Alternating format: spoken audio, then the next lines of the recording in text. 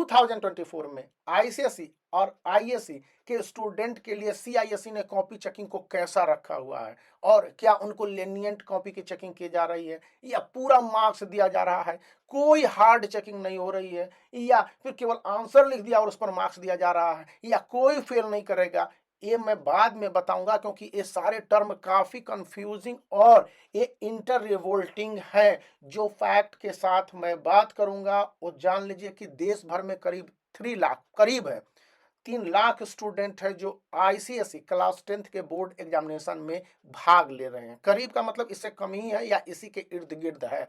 इतना भी रैंक को इतना भी नंबर को मार्किंग को नहीं पहुंचा है। वहीं पर क्लास 12th आईएससी के स्टूडेंट की संख्या बताया जा रहा है कि 1 लाख या इससे कम है। एग्जैक्ट आंकड़े अभी तक नहीं आ पाए हैं।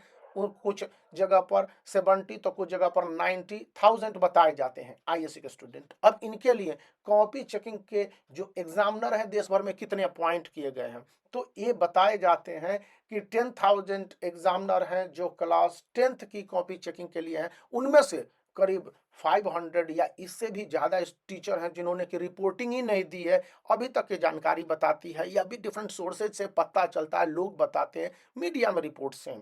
और दूसरी बात है कि जो क्लास 12th आईएससी की कॉपी चेकिंग के लिए 5,000 है, चूंकि ये काफी टफ सब्जेक्ट रहता है और टाइम टेकिंग रहता है, रिजल्ट को जल्दी देना है। अब कितनी जल्दी रिजल्ट देना है तो मैं बता दूं कि अप्रैल के एंड तक या मई के फर्स्ट वीक मैक्सिमम जाएगा।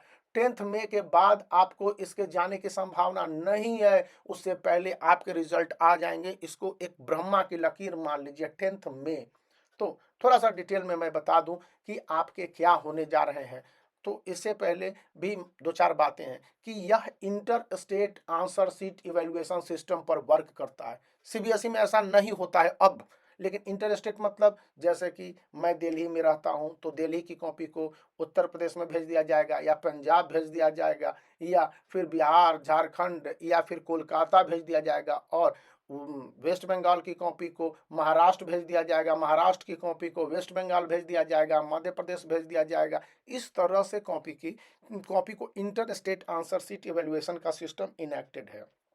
सेकेंड पॉइंट है कि जब ये कॉपी की चेकिंग किसी भी स्कूल में सेंटर बनाए जाते हैं जहां पर कॉपी की चेकिंग होती है, और उस दौरान कॉपी को वहां पर डाक से पहुंचाया जाता है। 5 लेयर के टीचर सिस्टम होते हैं। पहला तो जिस स्कूल में कॉपी की चेकिंग होनी है उसको एक कॉपी चेकिंग जोनल सिस्टम बनाया जाता है, जिसके तहत वहाँ का जो प्रिंसिपल होता है या अथॉरिटी होता है, होल एंड सोल इंचार्ज होता है, नंबर ऑफ कॉपीज को रिसीव करता है और उतना ही कॉपी को उसी लेवल पर जिस तरह से इंस्ट्रक्शन होता है डिस्पैच किया जाता है। बाद में जब कॉपी की चेकिंग हो जाती है और उसके बाद ये आंसर शीट को मांगे जाते हैं सीआईएससी के द्वारा। लेकिन उसके बाद प्रत्येक सब्जेक्ट टीचर, जैसे इंग्लिश हो गया, हिंदी हो गया, संस्कृत हो गया, अकाउंट हो गया, कॉमर्स हो गया, बीएसटी हो गए, साइकोलॉजी हो गया, सोशियोलॉजी हो गया, फिजिक्स हो गया, केमिस्ट्री हो गया, बायोलॉजी हो गया, सभी के लिए अलग अलग टीचर्स को हेड बनाया जाता है उस स्कूल में। और वहीं पर एक अलग रूम अलॉट कर दिया जाता है जहां पर कि वे चीफ सुपरवाइजर के रूप में वर्क करते हैं, और उनके अंतर्गत कई सारे असिस्टेंट सुपरवाइजर होते हैं जो कॉपी चेकिंग के लिए लगे रहते हैं। वो नोडल अफसर भी बहुत सारे हैं, मैं बाद में बताऊंगा। इस पूरा एक सिस्टम है। तो उनमें जो प्रवृत्ति होती है कि अब जितने जितने देश भर में स्कूल के टीचर हैं, मान लिया जाए मैं उत्तर प्रदेश से बात करना हूं, तो उत्तर प्रदेश के किसी एक डिस्ट्रिक्ट में कॉपी की चेकिंग के लिए 1 या 2 स्कूल तय किए गए। तो उत्तर प्रदेश में जितने भी आईसीएसई एफिलिएटेड स्कूल हैं, सपोज कीजिए कि मैं एक डिस्ट्रिक्ट कानपुर कर लेता हूं, तो कानपुर शहर और कानपुर देहात है, 2 अलग अलग पार्ट है। तो कानपुर शहर और कानपुर देहात में अगर 2 सेंटर बनाए गए हैं ICSE class 10th and class 12th ISC के कॉपी चेकिंग के लिए, तो कुछ कुछ इस एफिलिएटेड स्कूल से टीचर जाएंगे जो कि एग्जामिनर कहे जाएंगे, और वो वहां पर जाके कॉपी की चेकिंग करेंगे। उनके रिपोर्टिंग के लिए डेट दिया जाता है, और पहले दिन डमी कॉपी की चेकिंग होती है। एक फोटो स्टेट कॉपी दी जाती है जिसकी की चेकिंग होती है, और उस किस तरह से मार्किंग देने हैं, किस तरह से मार्क को पोस्ट करने हैं, किस तरह से बाइफर्केटेड मार्क्स देने हैं, किस तरह से प्रोसेस वाइज मार्क्स देने हैं, किन किन स्टेप्स को ध्यान रखने हैं, content, fluency, accuracy, format, English में इस तरह के वर्ड ध्यान रखे जाते हैं।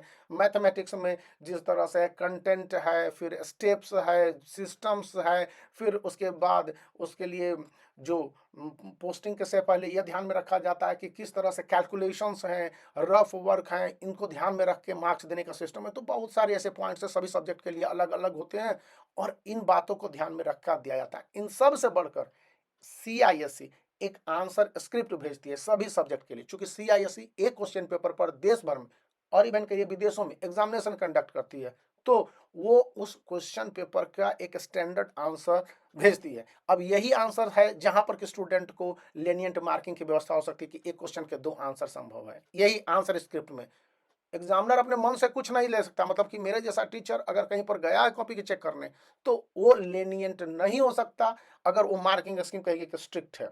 इस विषय पर मैं आपको डिटेल में बताऊंगा। तो यहाँ पर जो बातें हैं कि एग्जामिनर अपने हिसाब से थोड़े बहुत उस मार्किंग स्कीम में 10 से 25% तक, मैक्सिमम 30% तक एग्जामिनर अपने हिसाब से लेनिएंट हो सकता है, लेकिन कंप्लीट लेनिएंट हो जाएगा ऐसी बात नहीं है। तो इन बातों को ध्यान में रखना है। और एक एक टर्म है जो कि आप कहते हैं कि फेल नहीं करेगा, या मार्क्स का लो स्कोरिंग हो जाएगा, लेनिएंट चेकिंग होगी, हार्ड चेकिंग होगी, या फिर स्टूडेंट के लिए क्वेश्चन ट्रिकी है तो काफ़ी कंसेशंस मिल जाएंगे, काफ़ी उसको लिबर्टी मिल जाएगी। तो इन सब बातों के अलग अलग तर्क हैं। और स्टूडेंट ने कोई आंसर दे दिया तो कंसर्न आंसर पर मार्क्स दे दिए जाएंगे। कैसे क्या होंगे इन डिटेल्स मैं कल आपको बताऊंगा। तो बने रहने, वीडियो को लाइक करना, चैनल को शेयर करना और सब्सक्राइब करना याद रखें।